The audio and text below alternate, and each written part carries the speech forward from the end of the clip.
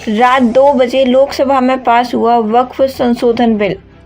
जानिए पक्ष विपक्ष में पड़े कितने वोट। वक्फ संशोधन विधेयक लोकसभा से पास हो गया। 12 घंटे से ज़्यादा समय तक चली मैराथन चर्चा के बाद लोकसभा ने वक्फ संशोधन विधेयक 2025 पारित कर दिया। इस विधेयक के पक्ष में 288 और विपक्ष में 232 वोट पड़े।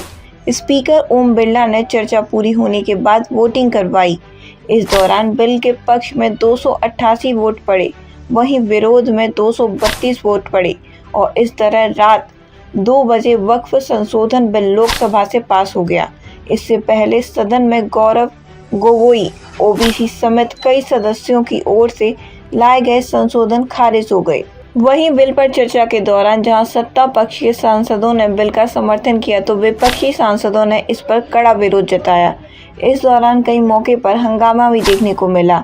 AIMIM सांसद ओवैसी ने अपनी बात रखने के बाद वक्फ बिल को फाड़ दिया, जिस पर सत्ता पक्ष की ओर से सवाल उठाए गए। बीजेपी सांसद जगदम्बिका पाल ने इसे असंवैधानिक करार दिया। वोटिंग से पहले बिल पर चर्चा का जवाब देते हुए केंद्रीय अल्पसंख्यक कार्य मंत्री किरेन रिजिजू ने विपक्ष पर करारा अटैक किया। उन्होंने कहा कि बिना तर्क आरोप लगाना गलत है।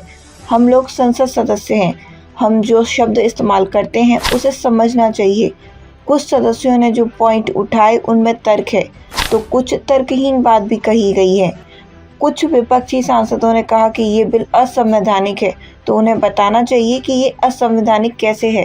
किरेन रिजिजू ने चर्चा का जवाब देते हुए कहा कि अल्पसंख्यकों के लिए दुनिया में भारत से सुरक्षित कोई स्थान नहीं है।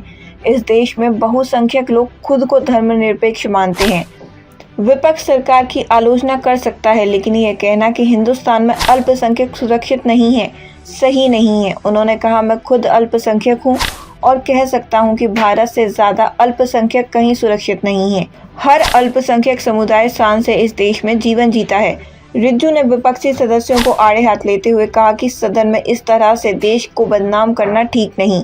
आने वाली पीढ़ियां आपको माफ नहीं करेंगी। वहीं चर्चा के दौरान केंद्रीय मंत्री ने कहा कि सबको बोलने का अधिकार है, लेकिन टोका टाकी नहीं करनी चाहिए। सदन में कमेंट पास करना कोई तरीका तो नहीं है।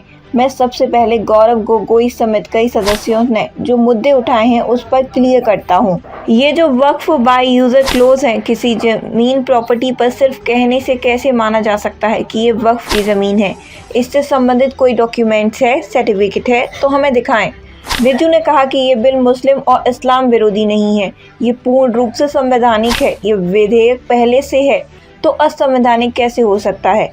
हर जमीन देश की जमीन है। उन्होंने विपक्ष को दो टूक कहा कि बिना तर्क आरोप ना लगाएं। बिल पर चर्चा के दौरान कलेक्टर को विरोधी जैसा बताया गया। कलेक्टर पर प्रहार की बजाय जवाब देते हैं। हाथ में संविधान पकड़ने से कुछ नहीं होता, संविधान को मानना भी होता है। किरेन रिजिजू की चर्चा का जवाब दिए जाने के बाद वक्फ बिल पर वोटिंग हुई, जिसमें पक्ष में 288 और विपक्ष में 232 वोट पड़े। इस तरह लोकसभा में बिल पास हो गया। लोकसभा में बोलते हुए संसदीय कार्य मंत्री किरेन रिजिजू ने AIMIM प्रमुख असदुद्दीन ओवैसी पर कटाक्ष किया। उन्होंने कहा कि असदुद्दीन ओवैसी ने विभिन्न मुद्दे उठाए और आरोप लगाया कि मुसलमानों के लिए वक्फ में मुसलमानों के बच्चों के लिए प्रावधान किया जा रहा है, हिंदुओं के लिए कोई प्रावधान क्यों नहीं किया जा रहा है। मैं उन्हें बताना चाहता हूं कि हिंदुओं के लिए पहले से ही प्रावधान है, इस पर दूसरा कानून बनाने की कोई ज़रूरत नहीं है।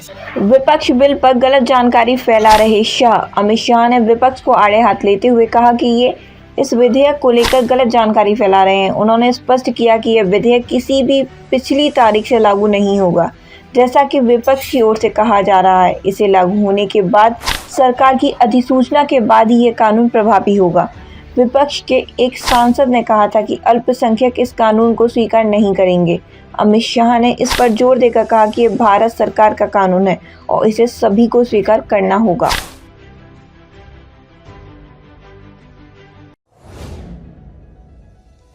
आवश्यकता है यूनाइटेड टाइम्स समाचार पत्र व यूनाइटेड टाइम्स न्यूज चैनल में निम्न स्तर पर विज्ञापन प्रभारी, ब्यूरो चीफ, संवाददाता की इच्छुक व्यक्ति पुरुष महिला संपर्क करें।